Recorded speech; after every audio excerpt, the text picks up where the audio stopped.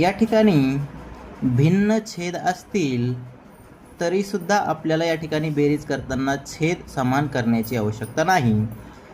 तर यासाठी मी एक तुम्हाला ट्रिक सांगणार आहे. त्या ट्रिकने जर आपण ही बेरीज जर केली अपूर्णांकाची तर अतिशय कमी वेळेत होते. तर पहा, तर काय करायचं, हे 3 आणि हे 5 या दोन्हींचा करायचा गुणाकार. 3 5 15 प्लस हे 7 आणि हे 2 यांचा करायचा गुणाकार. 7 2 14 छेद, आता छेदाचा गुणाकार. 7 5 35.